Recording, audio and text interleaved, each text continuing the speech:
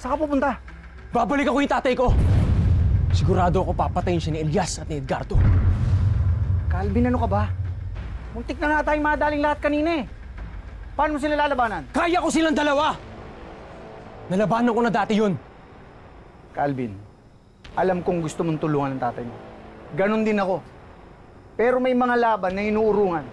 At may mga laban na pinag-iisipan.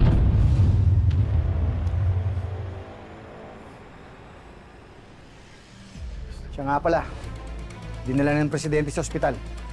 Pati yung asawa niya. Ikaw, dito ka lang. Paano yung tatay ko? Pinapahanap ko na. Hindi ko siya pwedeng pabayaan dahil kapatid ko yun. Huwag ka mag-alala.